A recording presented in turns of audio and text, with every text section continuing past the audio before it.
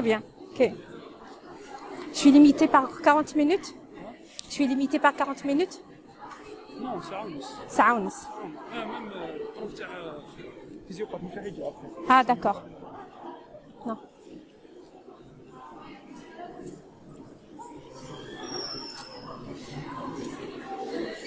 S'il vous plaît.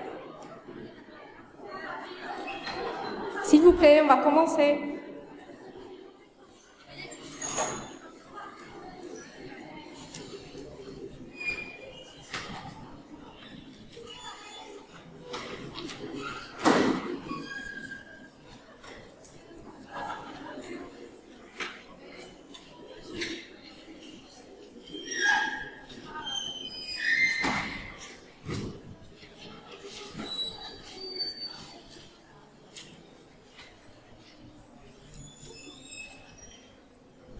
D'abord, bonjour tout le monde. Je me présente, je suis professeur Qaïd. Je travaille au niveau du service d'oncologie médicale au niveau de l'hôpital France Fanon. Je suis maître de conférence A. Donc, je traite beaucoup plus les cancers par chimiothérapie. Donc, on va faire ensemble aujourd'hui la topographie du thorax. Excusez-moi d'abord pour le retard, c'était des conditions de route.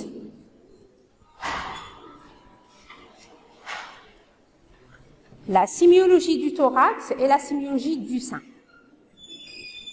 Donc, comme vous avez déjà fait en deuxième année l'anatomie du thorax, vous avez pas mal d'informations. Je ne vous rapporte rien du tout par rapport à l'anatomie. Il faut faire attention par rapport à la sémiologie thoracique et la sémiologie des seins. Donc, d'abord, la topographie du thorax. Le thorax, la cage thoracique, est constituée d'une charpente osseuse dans laquelle il y a les poumons. Donc, il y a un orifice supérieur, il y a un orifice inférieur. L'orifice inférieur, il est limité par le diaphragme. L'orifice supérieur, il y a le cheminement de la trachée, le cheminement de l'œsophage et des gros vaisseaux. Donc, la cage thoracique est constituée des côtes. Les côtes, ils sont l'une attachée à l'autre par des muscles intercostales.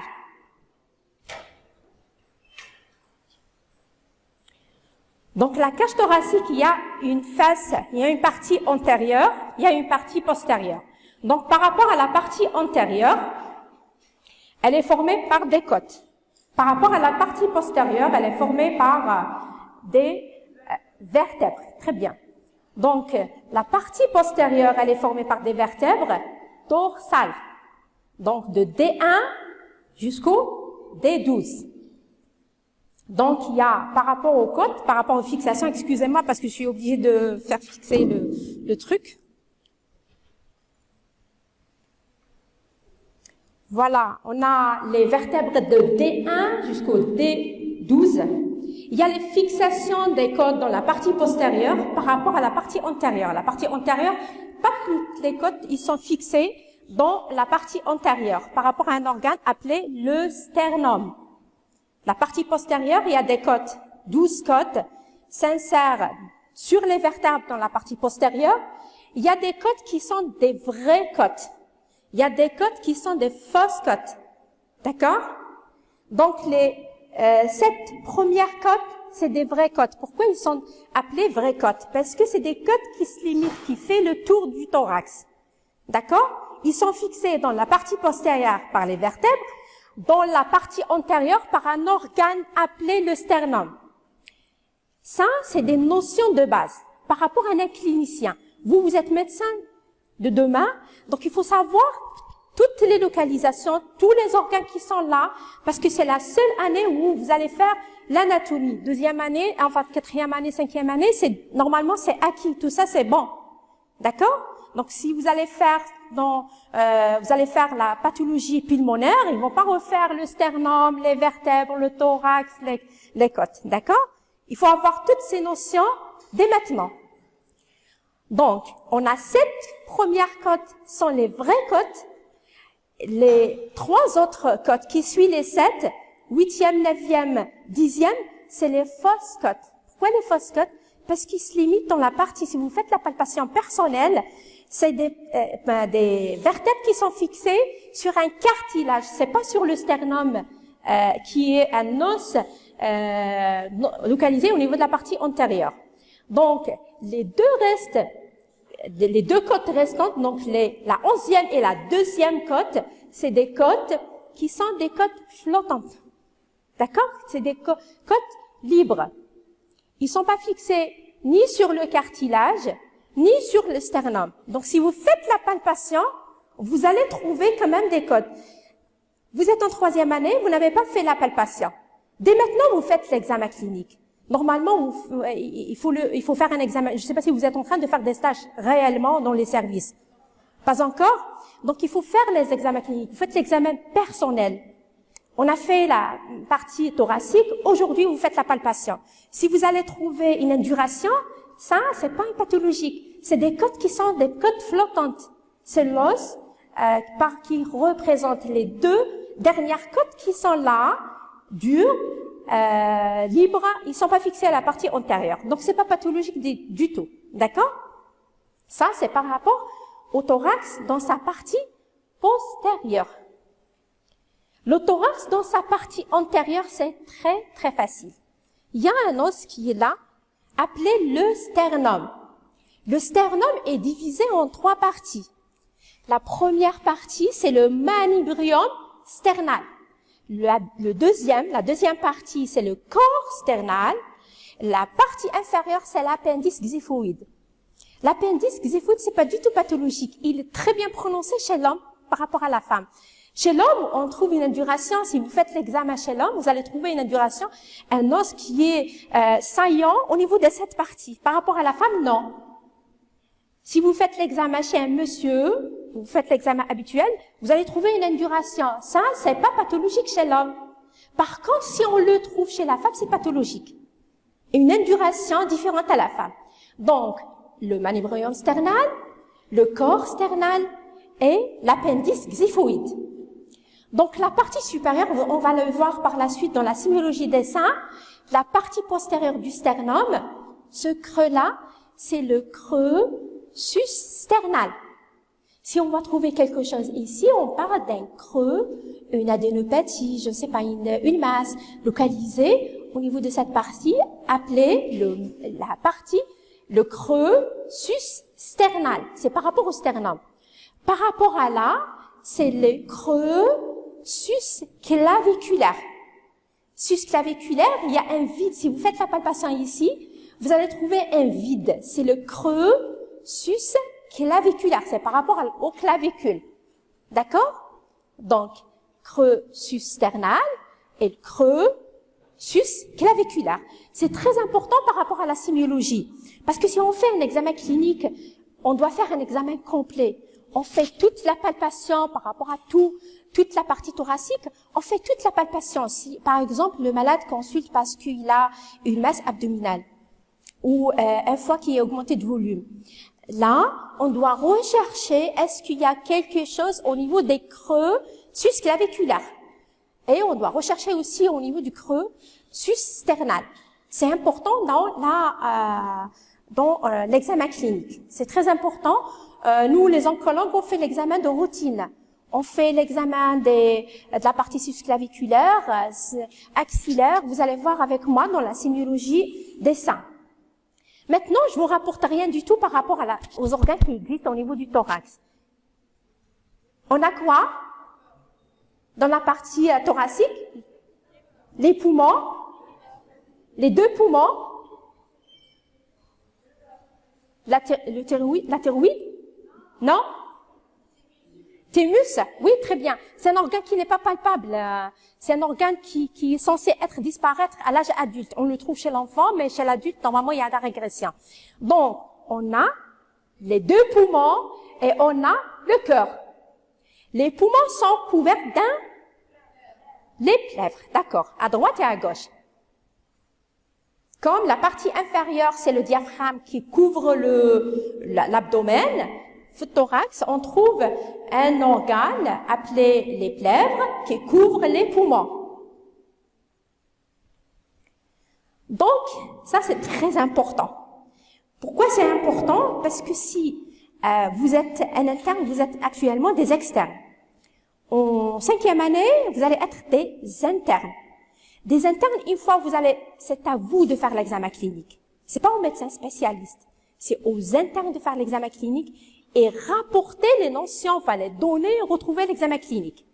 Vous allez venir me voir, par exemple, me dire, voilà, j'ai trouvé une tuméfaction au regard du thorax. Mais quel endroit? Par rapport à quoi? Thorax, c'est large. Il y a là pas mal de points d'examen, de repérage pour préciser l'endroit de cette lésion. C'est très important par rapport au point de repérage et par rapport à l'anatomie.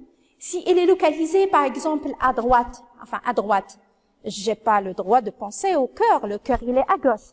D'accord? Si je trouve, par exemple, une tuméfaction localisée dans la partie postérieure, j'ai pas le droit de parler de la rate, ni du foie. C'est vraiment thoracique. D'accord? Ça, c'est les repères. On a les repères thoraciques antérieurs et on a les repères thoraciques postérieurs. Pour les repères antérieurs, là, je vous ai parlé de la fourchette sternale, qui est le creux sus-sternal, appelé aussi la fourchette sternale. Et on a la ligne médiothoracique. Médiothoracique qui sépare et divise le thorax en deux. Donc, la ligne médiothoracique. Le malade, vous allez me donner comme information par rapport au malade. Mon malade, il présente des douleurs au regard de la partie à droite par rapport à la région médiothoracique. C'est la sémiologie, c'est pour localiser et avoir l'information par rapport au examen clinique. D'accord, on a la ligne médiothoracique qui divise le sternum en deux. C'est une ligne verticale qui part de la partie supérieure du sternum jusqu'au appendice xiphoïde. Donc, c'est médiothoracique. La deuxième ligne trouvée dans la partie thoracique, celle qui divise la clavicule en deux. On a la clavicule, c'est à mi-chemin entre les deux, la clavicule droite ou gauche. Donc, la ligne médioclaviculaire droite, la ligne médioclaviculaire gauche. C'est très facile à retenir. C'est très facile à comprendre et à retenir. Donc, médiothoracique, médioclaviculaire. C'est facile. C'est des questions d'examen. La partie latérale, ici, on divise par rapport au creux axillaire. Donc, on a creux axillaire, la ligne axillaire antérieure, la ligne axillaire médiane et la ligne axillaire postérieure. Donc, c'est par rapport à quoi on fait la séparation? C'est par rapport à ça. C'est par rapport aux plaies des creux axillaires. Il y a creux axillaire, plaie antérieure et plaie postérieure. Donc, la ligne médio-axillaire antérieure, c'est la verticale passe par la plaie antérieure du creux axillaire. C'est très facile. Creux axillaire qui passe par là. Ligne axillaire antérieure. La deuxième, donc axillaire moyenne, c'est la verticale qui passe par le sommet du creux axillaire. C'est vraiment central. La dernière, c'est la ligne axillaire postérieure. C'est par rapport aux plaies postérieures. Très facile, n'est-ce pas? Maintenant, on a le thorax dans sa partie postérieure. Donc, le thorax dans sa partie postérieure, médiothoracique, par rapport l'équivalent en postérieur, on a la ligne vertébrale qui divise les vertèbres en deux. C'est important par rapport à quoi? C'est par rapport aux vertèbres.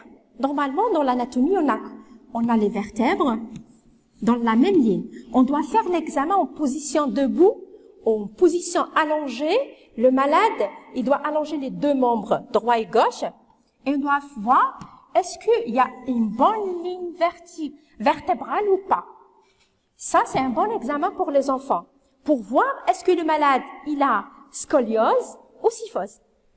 C'est d'où l'importance de cette ligne vertébrale. Chez les malades qui ont une pathologie, vous allez trouver les vertèbres comme ça, par exemple.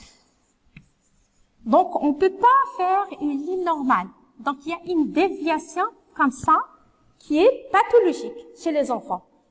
D'accord? Ou c'est, si vous faites l'examen chez un enfant et vous allez arriver à détecter qu'il a une pathologie, on peut le récupérer, l'enfant. Les séances de rééducation, et ça marche. Par contre, chez l'adulte, si on ne fait pas un bon examen clinique initialement chez un enfant et le malade arrive à un stade adulte, c'est trop tard. C'est bon, la croissance est terminée, la déviation, elle est faite, c'est bon. On peut rien faire. Donc, l'examen clinique, pour vous, c'est très, très important pour trouver des pathologies qu'on peut les gérer dans le temps par rapport à un examen qui n'est pas bien fait d'une manière correcte la première fois. Donc, on ne peut pas faire le diagnostic des pathologies là où on peut faire un traitement correct à temps. On a terminé par rapport aux lignes, les lignes thoraciques. Là, c'est par rapport aux projections des organes. On a les poumons, on a le cœur, et par la suite, on va voir le foie et la rate. En face, il y a l'oblique. On demande par exemple, si je vais demander de faire un téléthorax face. Le malade, il va se mettre debout comme ça, et va prendre la photo face du patient. Par rapport au oblique, on va voir les lignes thoraciques par là. Donc, pour faciliter la compréhension, on a les deux poumons. Ça, c'est en face. Par rapport au profil oblique, c'est comme ça. Donc, les poumons font une extension par rapport à la partie inférieure, dans l'oblique par rapport à la partie antérieure. Donc, en face, les poumons descendent jusqu'à la 6e côte. En face, c'est la 6e côte. Si on fait la palpation, il faut savoir faire la palpation et faire la différence entre premier espace intercostal, deuxième espace intercostal, cinquième espace intercostal. C'est très important pour la localiser et pour trouver la pathologie. Expliquer les symptômes rapportés par le malade. Par exemple, s'il va vous rapporter une douleur au niveau de la partie vraiment basse, partie inférieure par rapport aux côtes, c'est-à-dire la 11e côte. Est-ce que vous avez le droit de penser au poumon? Non. La douleur, elle est vraiment située en bas. C'est vraiment abdominal. Par contre, si on a une symptomatologie rapportée, localisée au niveau de la partie antérieure, par rapport à la 6e côte, le premier organe touché, le premier organe concerné, c'est les poumons. En profil, il y a la projection jusqu'au 9e côte et jusqu'au 10e vertèbre dorsale. Vertèbre parce que si je vais faire comme ça, les vertèbres sont là. D'accord? Les vertèbres, donc, elles arrivent à la 10e vertèbre dorsale. Le poumon descend jusqu'à la 10e vertèbre dorsale. Maintenant, par rapport au poumon, si vous allez me dire, je vais faire la palpation là, c'est un creusus claviculaire.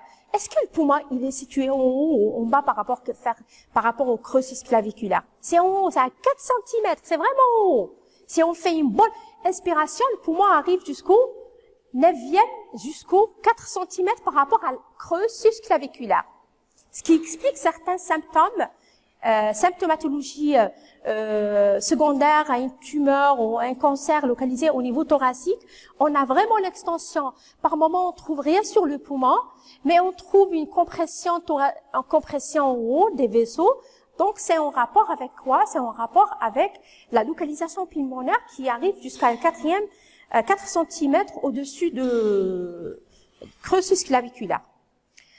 À droite, les poumons sont séparés. On a le poumon droit, poumon gauche.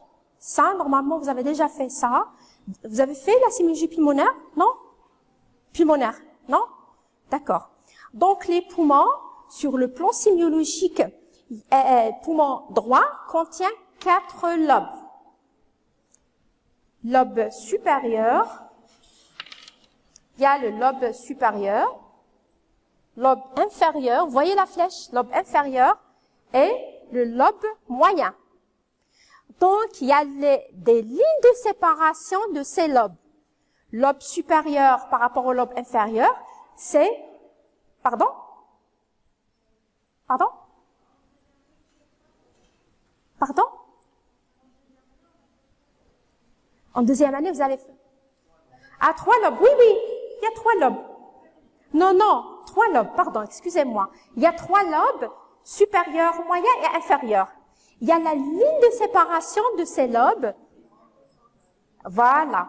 Donc, ça, c'est très important. Je vais vous montrer sur le plan radiologique que c'est très, très important à connaître. Donc, il y a la césure, la grande césure qui sépare le lobe moyen, le lobe supérieur du lobe inférieur. Il y a la césure, la petite césure qui sépare le lobe supérieur du lobe moyen. Je vais vous montrer une image ici prise chez un malade. À gauche, il y a 2 lobes. Lobe supérieur et lobe inférieur, c'est sûr qui sépare les deux. Sur le plan clinique, c'est très important. Parce que si on a une inflammation, on a la séparation des 2 lobes par là, on a une inflammation par là. Vous allez trouver une ligne blanche normalement. Sur le plan radiologique, on voit pas la ligne, on ne voit pas les césures. La ligne de séparation des lobes, c'est pas possible de les voir sur le plan radiologique. Par contre, si c'est pathologique, on voit une ligne de séparation. Par exemple, il y a une infection localisée au niveau du lobe inférieur. Donc, il y a une ligne de séparation qui touche ce lobe-là. Par contre, si on a une autre, par exemple, par rapport au deuxième, si on a une pathologie qui touche le lobe supérieur, on a la ligne de séparation de ces césures. C'est très important sur le plan sémiologique, sur le plan radiologique. D'accord? La trachée, elle fait partie des organes qui sont localisés au niveau thoracique. Il y a une ligne de division de la trachée à droite et à gauche. La ligne de division, il y a une différence pas très importante par rapport aux deux. À droite, ici, à droite, vous allez trouver une bifurcation qui est au même niveau avec la gauche, mais l'angle de position, elle est différente. Il y a une angle de position, elle est plus directe à droite, comme vous voyez. Par rapport à gauche, elle descend plus bas. D'accord? Maintenant, par rapport au foie.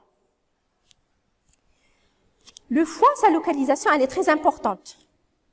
C'est un organe qui est localisé en abdominal, juste après le diaphragme. D'accord? Qui part de la partie abdominale droite jusqu'à la partie abdominale gauche. C'est vraiment un organe qui prend toute la partie. D'accord? Abdominale supérieure. À côté, on a quoi? On a la rate. Je vous parle par rapport aux organes qui sont en contact avec le diaphragme. Parce qu'il y a d'autres organes, l'estomac et tout. Je vous parle par rapport aux lignes thoraciques. Donc, on fait une séparation. Il y a le foie. Et par rapport à la rate, c'est vraiment à côté. Par exemple, le malade, il consulte pour des douleurs localisées au niveau de la partie antérieure. Mais j'ai pas le droit de penser à la rate. La rate, elle est par là. Elle est vraiment postérieure, elle est vraiment latérale, on oublie latérale. D'accord?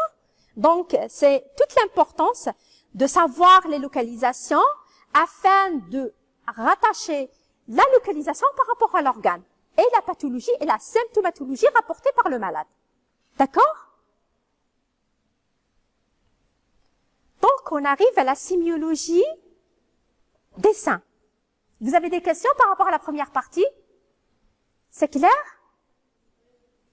Toutes les questions pour l'examen, ils sont déjà faits. J'ai déjà posé toutes les questions normalement. Si vous avez bien suivi, vous allez répondre à mes questions. D'accord? Il y a quelqu'un qui veut me poser des questions?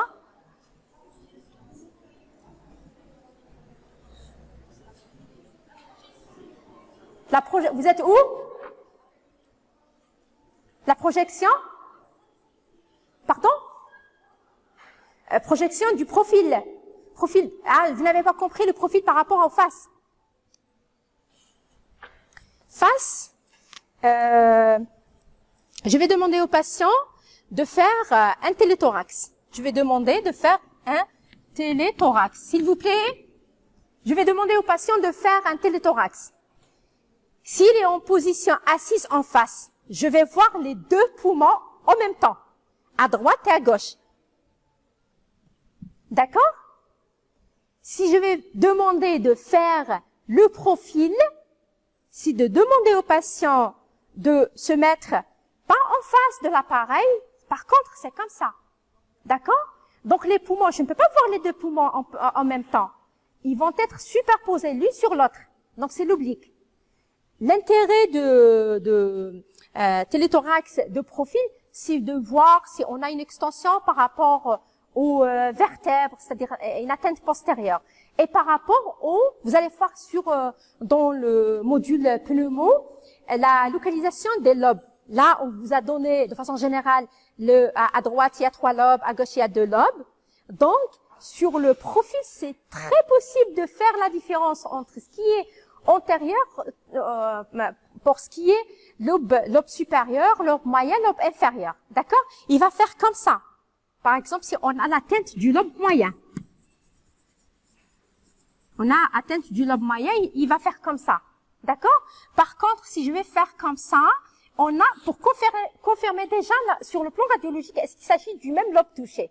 Donc, c'est d'où l'importance de faire radio face profil. D'accord? Donc, on passe directement sur la sémiologie des seins. Sur le plan anatomique, est-ce que vous avez déjà fait les seins sur le plan anatomique? Donc, je vous rapporte rien du tout par rapport à cette image. Donc, le sein, on a 2 seins qui sont formés de la glande mammaire, ce que vous voyez à l'intérieur, la graisse, la peau, le mamelon, la région aréolaire, d'accord, qui sont sur le muscle pectoral. Ça, c'est très important de savoir que le sein, il est sur le muscle pectoral. Parce que sur le plan sémiologique, il faut préciser est-ce qu'il s'agit d'une pathologie fixée par rapport au plan profond qui est le muscle pectoral, et la décision thérapeutique diffère si on a une atteinte muscle pectoral ou pas. C'est vraiment et parmi les connaissances de base qu'il faut les garder en tête. D'accord? Ça sur le plan anatomique. Donc, le sein, il est localisé en regard entre la 3e et 7e côte. Le mamelon, il est vraiment en regard de la 9e vertèbre dorsale. Sur le plan anatomique et sémiologique et thérapeutique, ça fait partie des notions fondamentales qu'il faut connaître, qu'il faut retenir, qu'il faut les garder à vie quand vous êtes médecin. D'accord? Le sein, il a une irrigation par les ganglions lymphatiques. On a les ganglions lymphatiques, la chaîne axillaire d'abord, la chaîne creux sus-claviculaire et la chaîne mammaire interne. D'accord? Donc, on a le sein, il est irrigué par la chaîne axillaire.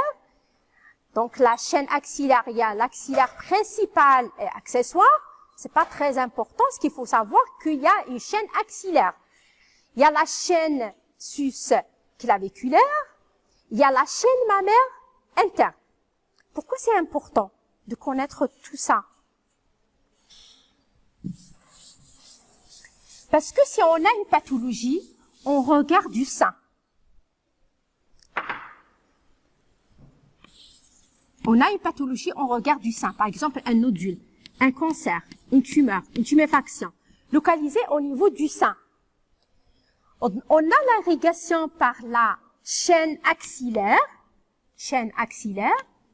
On a l'irrigation par la chaîne sus-claviculaire. On a l'irrigation par la chaîne mammaire interne. Si on fait un examen cynologique, examen bilatéral des seins, on doit faire systématiquement l'examen du creux axillaire, chaîne mammaire interne, ça c'est sur le plan radiologique. Donc la chaîne sus-claviculaire, c'est très très important. Si on a une tumeur localisée au niveau du sein avec infiltration ganglionnaire axillaire, c'est pas du tout pareil si on a une tumeur localisée au niveau du sein sans avoir des adénopathies. Le pronostic diffère. La conduite thérapeutique n'est pas du tout pareille.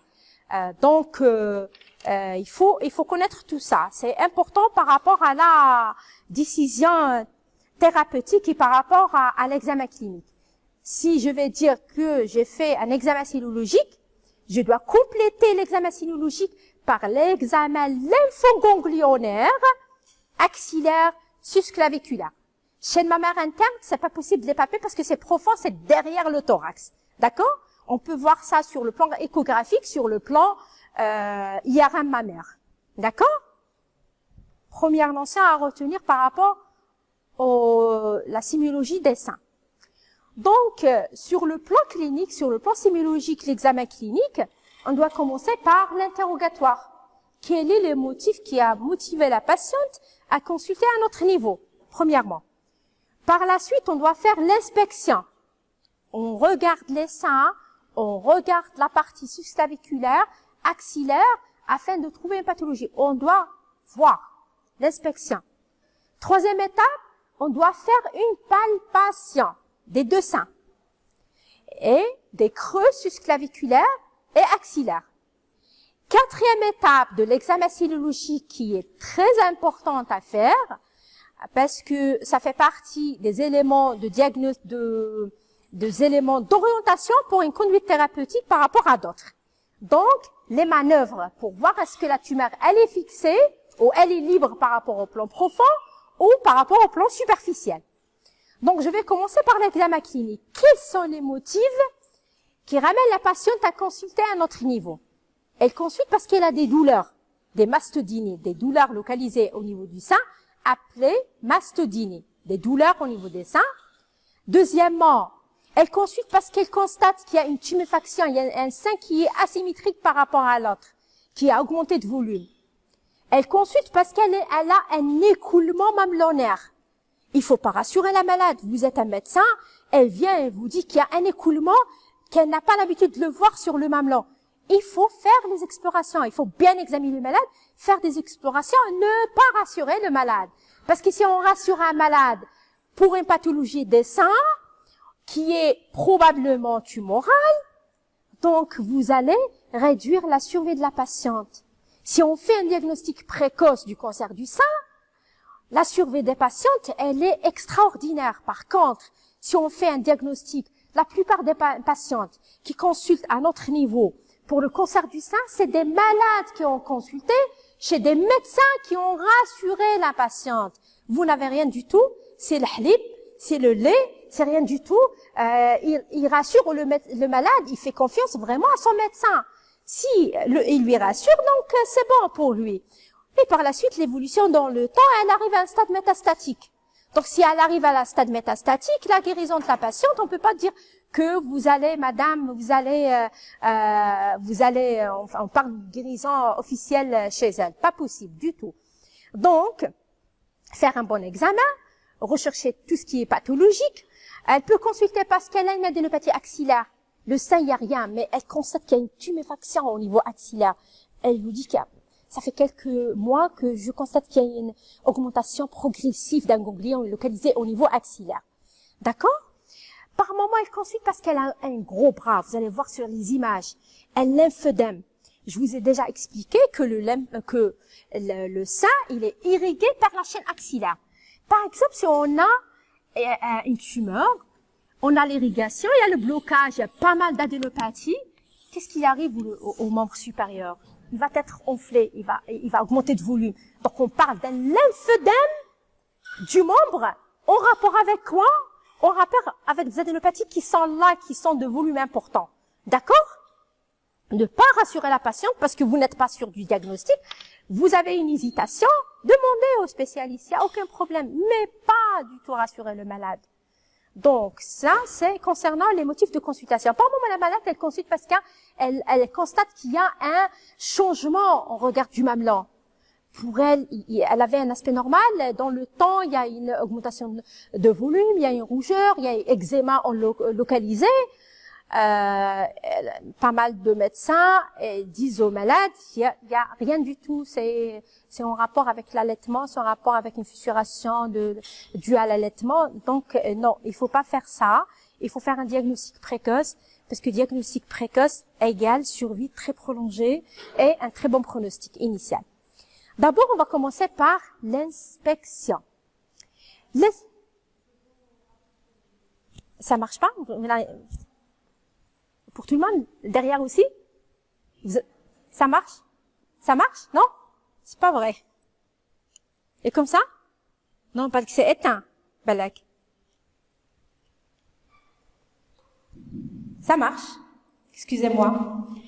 Donc, le premier examen, c'est l'inspection. Donc, l'inspection, elle doit se faire, c'est le premier temps d'examen après l'interrogatoire. Premièrement, rassurer le malade. Il est en face de vous. Il faut rassurer. Mais je ne sais pas qu'est-ce qu'il lui arrive à le micro. Non, ça marche pas. Le délégué, il est là, il n'est pas là. Ça marche pas. Le délégué derrière, ça marche pas.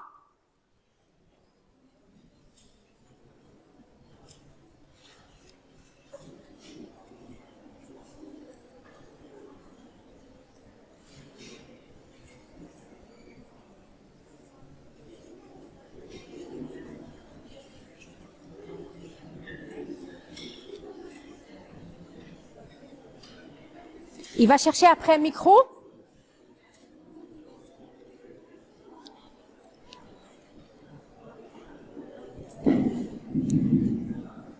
Non.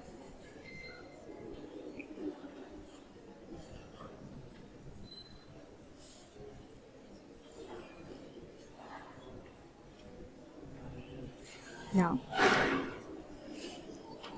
Non.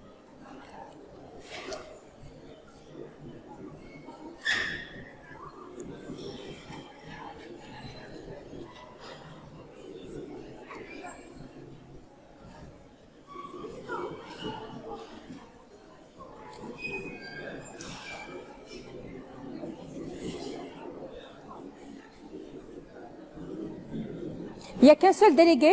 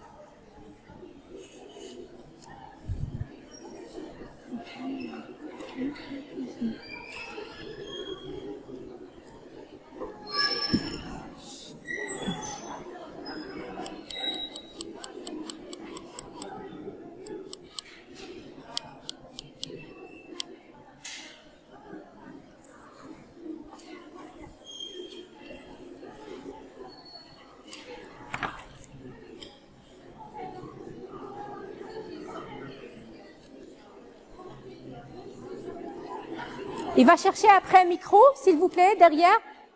Le délégué, il va chercher un micro. Oui?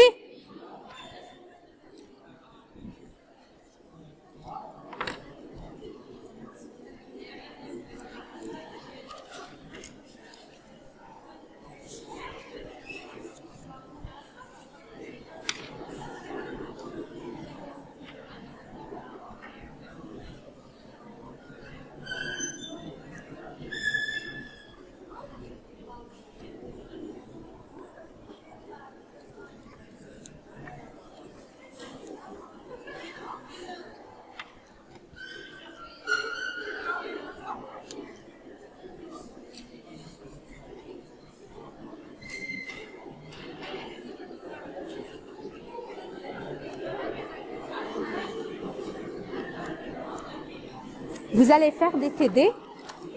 Vous allez faire la pratique? Non? La pratique, vous allez la faire?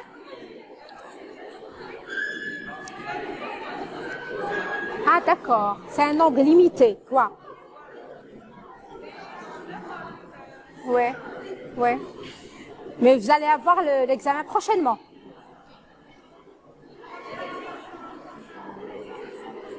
Pardon?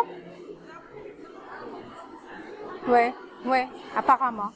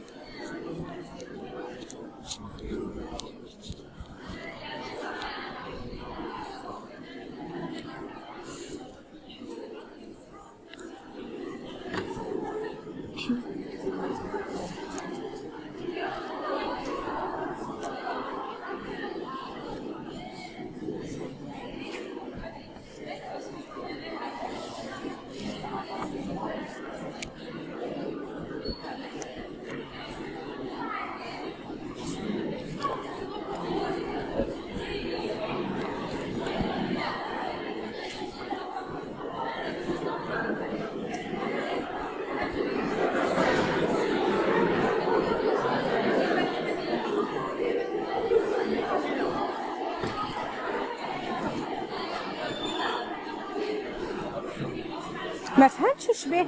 سلام ورحمة الله. سافا؟ مات الله يرحمه. لا سي با فغي. لازم انت خدماتك هذه. لا هذه ماشي لازم تفيريفيها. ماشي ها راك تحسب فيها. مش عندها الاولى كانت زرقاء تسمى كانت الله يرحمها. داكور. في ايام هذيك هي. هاي الميكروفون. داكور. ميرسي. صحيت.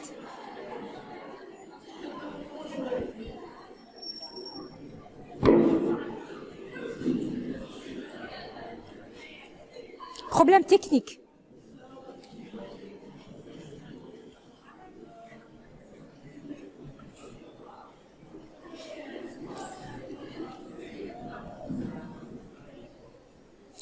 Donc, j'étais en train de vous parler concernant la sémiologie des seins. On va commencer par l'interrogatoire. Première étape. Deuxième étape, c'est l'inspection.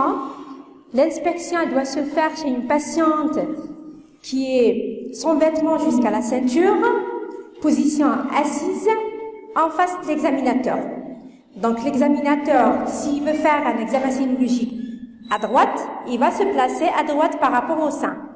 S'il veut faire un examen sémiologique à gauche, il doit se placer vraiment en face du sein concerné, sous une lumière, un bon éclairage, pour voir est-ce qu'il y a une modification de la peau. Il faut faire chaque fois l'examen sémiologique d'une manière comparative, droit et gauche. S'il y a une asymétrie des seins, donc il va noter ça. Donc, la première position, les membres allongés, les membres supérieurs allongés sur le corps.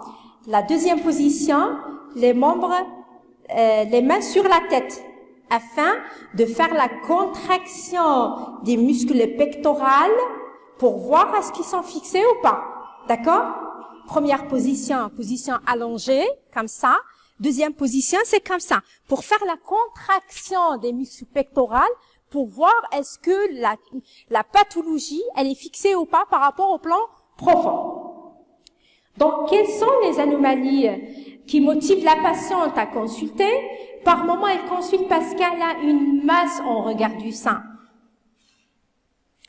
Dans certaines situations, elle le consulte parce qu'elle constate qu'il y a un changement sur l'aspect, la peau du sein. Dans certaines situations, elle consulte parce qu'elle constate qu'il y a un écoulement mamelonnaire. D'accord? Tout écoulement mamelonnaire, c'est pathologique jusqu'à preuve du contraire. Ne jamais rassurer la patiente et lui dire c'est rien du tout. L'écoulement mamelonnaire, c'est normal. Si il y a plusieurs orifices sur le mamelon. Si on a un écoulement au regard d'un seul orifice, c'est très pathologique. Faites attention.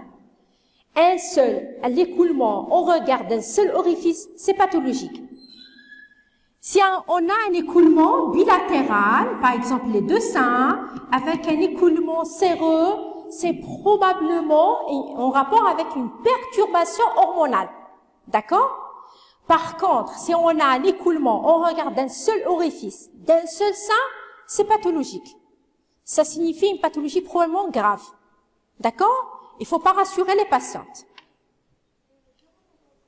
Pardon? Pendant la grossesse, c'est une bonne question. Pendant la grossesse, même s'il s'agit d'un écoulement au regard d'un seul sein, d'un seul mamelon, d'un seul orifice, c'est pathologique. Au cours de la grossesse, normalement, c'est bilatéral. C'est symétrique. C'est séreux, c'est clair, c'est en rapport avec préparation de la lactation. Par contre, si on a pendant la grossesse, écoulement, d'ailleurs c'est le motif de consultation pas mal de malades qui ont un cancer au cours de la grossesse et le médecin gynéco rassure le malade et elle arrive après l'accouchement à un stade avancé de sa pathologie. D'accord? Un seul orifice mamelonnaire, c'est suspect, jusqu'à preuve du contraire. D'accord? Il faut demander des explorations. Si vous arrivez à confirmer le diagnostic, éliminer qu'il s'agit d'une pathologie néoplasique, c'est bon, vous pouvez rassurer la malade. Sinon, il ne faut pas le faire.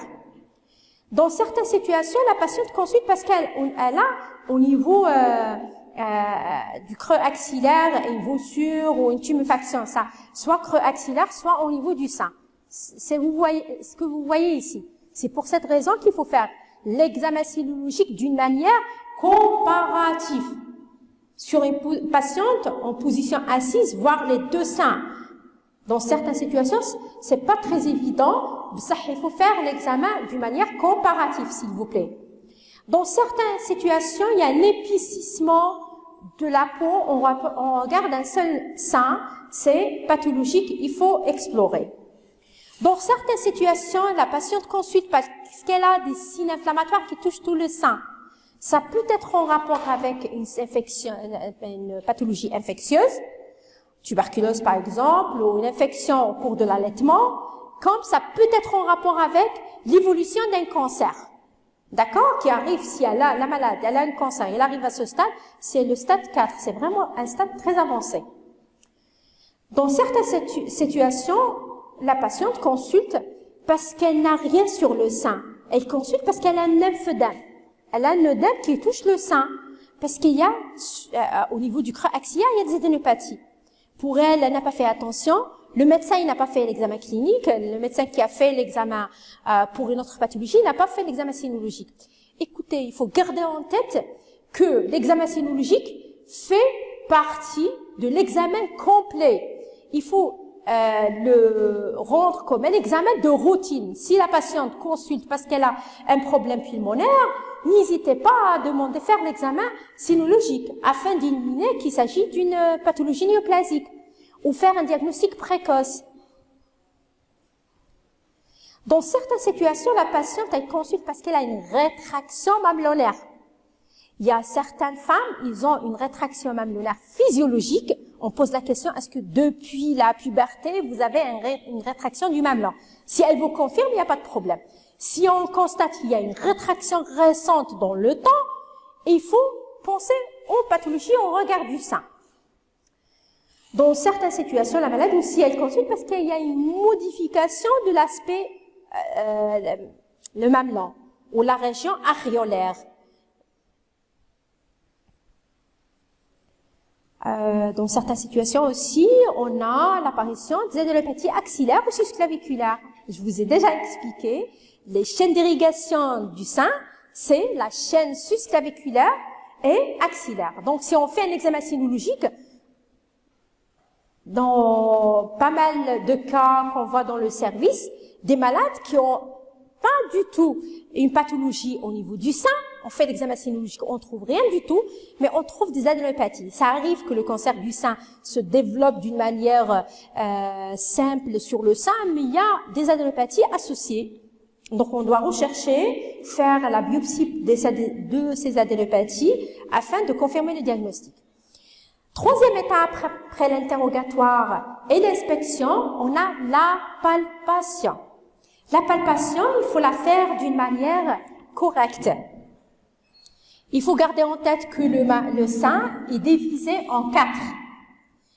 Et on parle d'un cadran supéro-externe, cadran inféro-externe, cadran inféro-interne, cadran supéro-interne. C'est la sémiologie afin de localiser la pathologie, la symptomatologie. Par exemple, elle a un nodule. Vous n'allez pas me dire, par exemple, vous allez faire la consultation au niveau des urgences et vous allez me dire, voilà, la patiente consulte parce qu'elle a un nodule au niveau du sein. Au niveau de quel endroit? Il y a quoi comme symptômes associés? Est-ce qu'il y a des signes inflammatoires? Il faut savoir la localiser par rapport aux cadrans. Les cadrans supérieurs et les cadrans inférieurs. Localiser déjà le cadran et préciser tous les symptômes qui sont associés à cette pathologie, à cette anomalie, et faire une palpation douce. Il faut pas faire mal aux patientes. Une palpation douce par les 2 doigts, une palpation de la partie externe jusqu'aux parties internes. Faites une palpation, une pression sur le sein vers le muscle pectoral, vers la partie interne mamelonnaire, par rapport à chaque cadran. Donc, faire une palpation rotatoire, douce, avec une petite pression sur le sein, et voir est-ce que il y a un seul nodule par moment, on trouve un autre nodule au niveau du sein, au niveau d'un autre cadran. Elle consulte parce qu'elle a un nodule au niveau du cadran externe, mais en faisant l'examen clinique, on trouve un nodule au niveau d'un autre cadran. Donc, vous faites une palpation douce, rotatoire, comme vous voyez sur le schéma, de la partie externe jusqu'à la partie interne. Il faut faire l'examen total des 2 seins, même si elle consulte pour le sein gauche, il faut faire l'examen du sein contralatéral. La palpation, il faut préciser certains éléments. Vous allez me dire que elle a un nodule au niveau, c'était possible de préciser qu'il est localisé au niveau du cadran supérieur et inférieur ou n'importe quel cadran au niveau du sein, mais il faut préciser quelles sont les caractéristiques. Est-ce qu'il s'agit d'un nodule dur? Préciser la consistance. Est-ce qu'il est dur? Est-ce qu'il est mobile? Préciser la mobilité du nodule. Est-ce qu'il est mobile? Est-ce qu'il est fixé par rapport à quoi? Fixé par rapport au plan profond, fixé par rapport au plan superficiel, parce que tout ça, ça fait partie des éléments qui donnent la classification et qui donnent par la suite la conduite thérapeutique par rapport à tous ces critères. La consistance de la lésion, il faut préciser la consistance, elle est dure ou pas. Il faut préciser la forme et la mobilité des lésions, est-ce qu'ils sont mobiles ou pas, et par rapport à quoi. Et il faut préciser, est-ce qu'elle est fixée ou pas par rapport au plan profond ou par rapport à la paroi thoracique. Ça, c'est par rapport au nodule. Exemple, on a un nodule au niveau du cadran supérieur externe, je vais dire, qui fait, je donne sa taille, qui fait 4 cm. Il est associé au signe inflammatoire au regard, deuxième élément. Il est mobile par rapport au plan profond et par rapport au plan superficiel. Ça. Et il a une consistance ferme. Il n'est pas dur, il a une consistance ferme. Donc, tous ces éléments pour dire que j'ai bien fait un examen sénologique correct en précisant tous les éléments concernant la pathologie retrouvée au niveau du sein. D'accord? On doit faire préciser aussi la focalité. Il est localisé au niveau de quel endroit? Est-ce qu'il est seul ou associé à d'autres nodules? Si on a au niveau du même cadran deux nodules, par exemple, le cadran supérieur externe, je trouve un autre nodule. Dans ce cas-là, je parle de multifocalité. Il est au niveau du même cadran, il est multifocal. D'accord?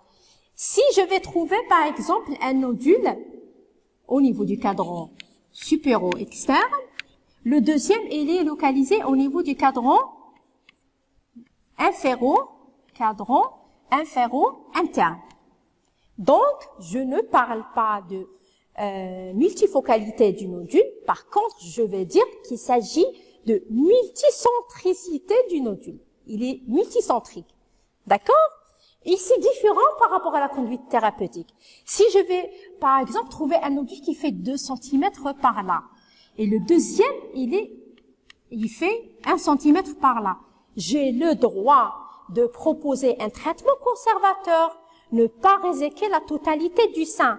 Si elle a une pathologie, par exemple, je parle du cancer, donc je vais faire la résection de ce cadran. Je laisse le reste de la glande mammaire. D'accord?